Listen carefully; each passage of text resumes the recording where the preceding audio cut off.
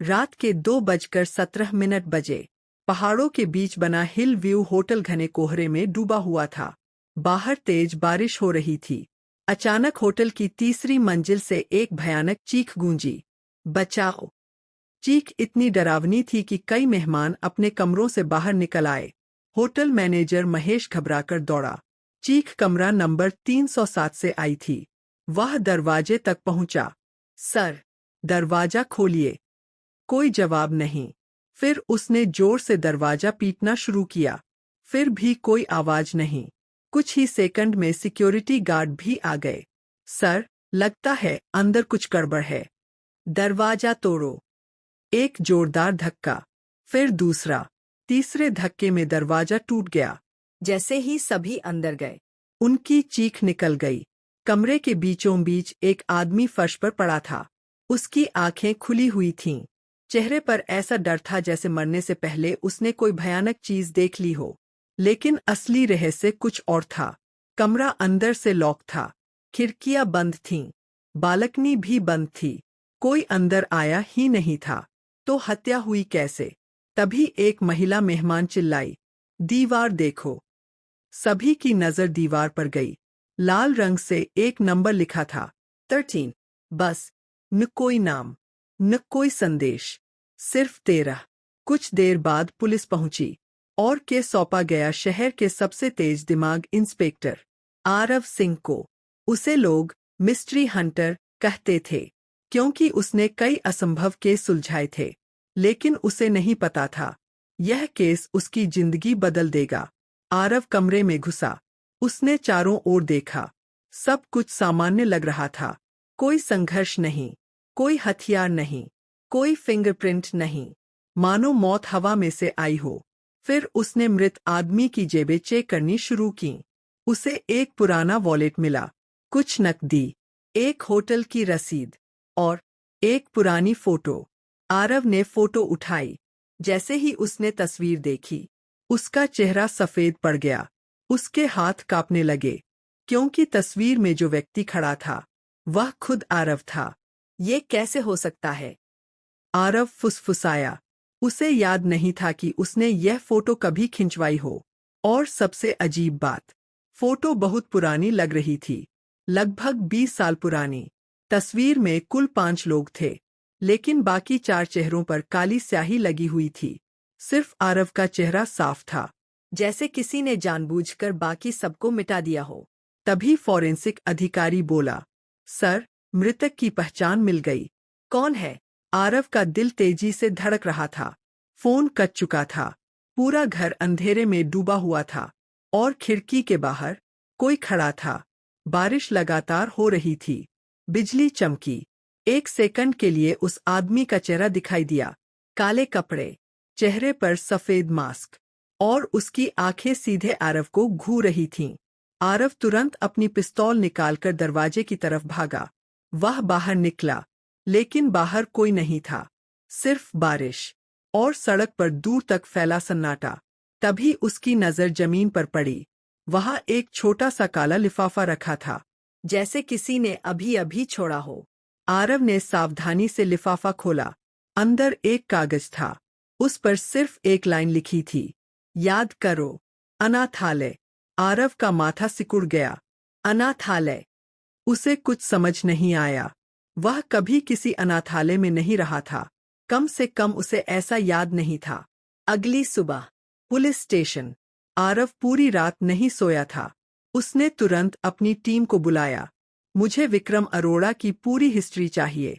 कुछ घंटे बाद एक रिपोर्ट आई, लेकिन रिपोर्ट में जो था उसने सबको हैरान कर दिया। विक्रम अरोड़ा नाम का आदमी पिछले 15 सालों से किसी भी सरकारी रिकॉर्ड में मौजूद ही नहीं था, जैसे वह हवा में से आया हो।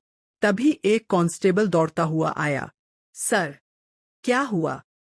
होटल के सीसीटीवी में कुछ मिला है। सभी स्क्रीन के सामने आ गए। वीडियो चलाया गया। रात 2:05 बजे विक्रम अपने कमरे में दाखिल होता है।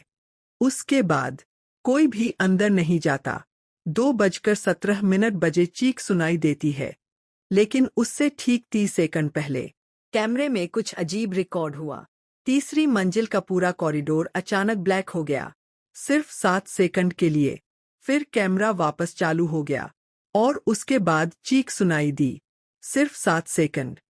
आरव बुदबुदाया, क्या कोई 7 सेकंड में हत्या कर सकता है? तभी उसकी साथी अधिकारी रिया बोली, सर, मुझे नहीं लगता कि हत्यारा बाहर से आया था। मतलब, शायद वो पहले से कमरे के अंदर था। कमरे के अंदर? लेकिन कैसे? कमरा तो छोटा था, छिपने की कोई जगह नहीं थी। आरव फिर से होटल पहुंचा। उसने कमरा 307 को दोबारा खंगालना शुरू किया। हर दीवार, हर फर्नीचर, हर कोना। अचानक उसे अलमारी के पीछे एक छोटा सा निशान दिखाई दिया, जैसे किसी ने हाल ही में उसे हटाया हो। उसने अलमारी सरकाई और उसके पीछे जो था, उसे देखकर उसकी आंखें फैल गईं। दीवार में एक गुप्त दरवाजा था। हे भगवान! दरवाजा खुला। अंदर एक संकरी सुरंग थी, पूरी तरह अंधेरी। रिया ने टॉर्च जलाई। दोनों धीरे धीरे अंदर बढ़े। सुरंग लगभग 50 मीटर लंबी थी और सीधे होटल के पुराने बंद हिस्से तक जाती थी। अचानक टॉर्च की रोशनी में कुछ चमका। जमीन पर एक पुराना लॉकेट पड़ा था। आरव ने लॉकेट उठाया। उसे खोलते ही उसके हाथ कांपने लगे।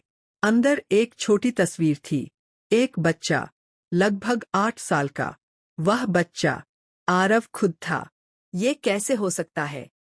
लेकिन असली झटका अभी बाकी था। लॉकेट के पीछे खुदा हुआ था, चाइल्ड नाउ 13 इंच। आरव का दिमाग सुन्न हो गया। उसे पहली बार लगा कि यह केस सिर्फ हत्या का नहीं है, यह उसके अपने अतीत से जुड़ा हुआ है। तभी सुरंग के आखिर से किसी के कदमों की आवाज आई। ठक ठक ठक। कोई अंधेरे में उनकी तरफ बढ़ रहा था। रिया ने टॉर्च उस दिशा में घुमाई और अगले ही पल एक गोली चली। धड़ाम धड़ाम। गोली की आवाज पूरी सुरंग में गूंज उठी। रिया चीखी, आरव, नीचे झुको। दोनों तुरंत जमीन पर गिर पड़े। गोली उनके सिर के ऊपर से निकलकर दीवार में जा धंसी। अंधेरा इतना घना था कि कुछ दिखाई नहीं दे रहा था, सिर्फ कदमों की आवाज सुनाई दे रही थी। ठक ठक ठक। कोई उनकी तरफ बह रहा था। आरव ने अपनी पिस्तौल निकाली। कौन है वहां? कोई जवाब नहीं। अचानक टॉर्च की रोशनी में एक परछाई दिखाई दी। काला कोट, सफेद मास्क। वही आदमी जिसे आरव ने पिछली रात अपनी खिड़की के बाहर देखा था। रिया ने तुरंत फायर किया। धड़ाम। लेकिन मास्क वाला आदमी झुक गया। गोली दीवार में लगी। अगले ही पल वह आदमी मुड़ा और भागने लगा। रुको! आरव उसके पीछे दौड़ा। सुरंग लगातार नीचे जा रही थी, जैसे किसी पुराने तहखाने की ओर। भागते भागते मास्क वाले आदमी ने पीछे मुड़कर कुछ फेंका। एक छोटा सा धातु का गोला। ग्रेनेड! रिया चिल्लाई। धमाका हुआ। बूम! सुरंग का एक हिस्सा टूट गया। धूल और धुआं हर तरफ फैल गया। जब सब शांत हुआ, मास्क वाला आदमी गायब था, लेकिन जाते जाते वह एक चीज छोड़ गया था। जमीन पर एक पुरानी डायरी पड़ी थी। आरव ने उसे उठाया। कवर पर धूल जमी हुई थी, लेकिन एक शब्द साफ दिखाई दे रहा था। आश्रय, आश्रय। रिया बोली, यह शायद किसी जगह का नाम है। आरव ने डायरी खोली। पहले कुछ पन्ने खाली थे, फिर एक पन्ने पर कई नाम लिखे थे। बच्चों के नाम, कुल 13। हर नाम के सामने एक नंबर लिखा था, 1, 2, 3 और फिर 13। आरव। आरव की सांस रुक गई। उसने पन्ना पलटा। अगले पेज पर एक पुरानी फोटो लगी थी। फोटो में 13 बच्चे खड़े थे। उनके पीछे एक बड़ा बोर्ड था। उस बोर्ड पर लिखा था, आश्रय अनाथालय। रिया ने हैरानी से पूछा, सर, क्या आप सच में इस अनाथालय में थे? आरव ने सिर पकड़ लिया। उसे कुछ याद नहीं था, लेकिन अचानक उसके दिमाग में एक झलक आई। एक बड़ा हॉल, रोते हुए बच्चे, सफेद कपड़े पहने लोग, और कोई आदमी चिल्ला रहा था, बच्चा नंबर 13 को पकड़ो। आरव की आंखें खुल गईं। उसके माथे पर पसीना था। यह याद थी, बहुत पुरानी, लेकिन असली। पहली बार उसे महसूस हुआ कि उसका अतीत वैसा नहीं था जैसा वह समझता था। उसी समय उसका फोन बजा। अनजान नंबर। हेलो। दूसरी तरफ भारी आवाज आई। तुम्हें सच नहीं जानना चाहिए था, आरव। तुम कौन हो? कुछ सेकंड की चुप्पी। फिर आवाज बोली, मैं वह हूं जिसने तुम्हें 20 साल पहले मरने से बचाया था। और कॉल कट गया। आरव और रिया एक दूसरे को देखने लगे। अब यह सिर्फ हत्या का केस नहीं था। यह एक ऐसे रहस्य का दरवाजा था जो 20 साल से दफन था। लेकिन उन्हें नहीं पता था कि उसी समय पुलिस स्टेशन के रिकॉर्ड रूम में कोई घुस चुका था। और वह आदमी कमरा नंबर 307 की पूरी फाइल जला रहा था। पार्ट 4, जलती हुई फाइलें, कौन मिटा रहा है 20 साल पुराने सच के सबूत। Face screaming in fear. Wait for part 4 and subscribe.